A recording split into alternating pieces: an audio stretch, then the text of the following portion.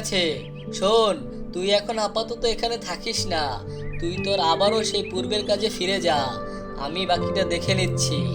ঠিক আছে ওস্তাদ। এরপর ডাকুবাগের সেই গুপ্তচর খুব দ্রুত গতিতে আবারও সেই ডাকু শিয়ালের ডেরার পাশে চলে গেল লুকিয়ে থাকতে।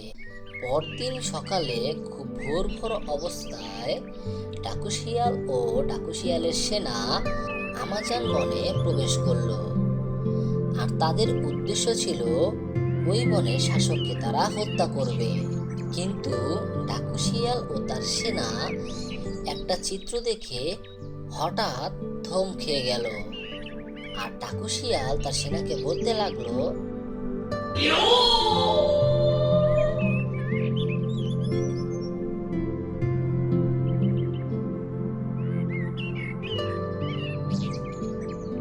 কে সেনা? ওইটা কে রে? ওস্তাদ, এটাই তো সেই শাসক। কিভাবে কি হলো? এটা এখানে কোত্থেকে আসলো? আমরা তো ওর মুখোমুখি হয়ে গেলাম।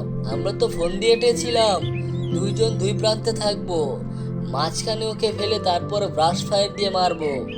কিন্তু ও তো দেখছি আমাদের সামনে এসে বসে রইলো। সেটাই তো চিন্তা করছে ওস্তাদ। এখন ওকে পাশ কাটিয়ে উঠবো কিভাবে? বনে প্রবেশ করতে গিয়ে গতবার আপনার সেনা কিন্তু এই কারণেই মারা গিয়েছে। একটু কৌশল খাটিয়ে যদি যাওয়া যেত তাহলে ভালো হতো। আচ্ছা আচ্ছা, তুই চিন্তা করিস না, আমি ওর সাথে একটু কথা বলে দেখি। দেখি বাজিয়ে কোনো রকম পাশ কাটিয়ে উঠে যেতে পারি কিনা।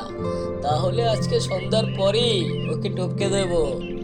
এই শুনছেন, আপনি কি পূর্ণিমা মাসির বাসাটা চিনেন? আমি পূর্ণিমা মাসির বাসা চিনি না, আমি সোজা জমদুদের বাসা চিনি। আমি তো আপনার কাছে জমদূতের বাসা চিনতে আসিনি। আমি বলেছিলাম পূর্ণিমা মাসির বাসাটা চিনেন কিনা। পূর্ণিমা মাসি, আমার বনে এসেছো আমাকে হত্যা করতে? এখন আমাকে সামনে দেখে এসেছো পূর্ণিমা মাসি খবর নিতে? আমাকে কি কোনো দিক থেকে তোমার বলদ মনে হয়? কি রে সেনা, ও এই খবর জানলো কি করে রে? কিছুই তো বুঝতে পারছি না ওস্তাদ। ওরকম ঘুচঘুচ করে কোনো লাভ হবে না। আজকে তোদের জীবনে শেষ। তোরা এখন পরপারে গিয়ে শান্তিতে থাক। তোরা আমার বন থেকে আমার গরু ভাইকে তুলে নিয়ে গিয়েছিস আর তাকে পুড়িয়ে খেয়েছিস। মনে করেছিস কি আমার কাছে কোনো খবর নেই? আমার কাছে সব খবর আছে। আমি আস্তে আস্তে তোদের বনটাকে দখল করে নেব আর বনের সমস্ত পশু পাখিদেরকে তোদের নির্যাতনের হাত থেকে রক্ষা করব। তোরা ভালোই ফোন দিয়ে দিয়েছিলি আমাকে আজ হত্যা করবি, কিন্তু তোরা কল্পনাও করতে পারিসনি আজকেই তোদের জীবনের শেষ। তবে মর।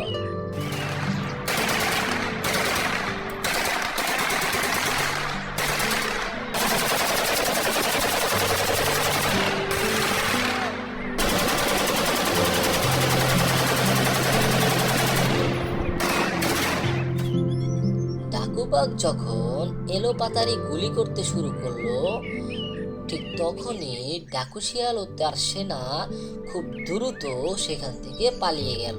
পালিয়ে আর কোথায় যাবি? একদিন না একদিন তো তোদের মরতেই হবে।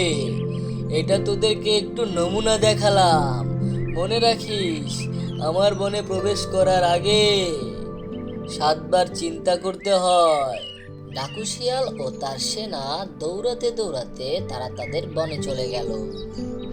বনে গিয়ে ডাকু শিয়াল তার নিজ ডেরায় গিয়ে বিশ্রাম নিচ্ছিল আর তার সেনাকে বলতে লাগলো,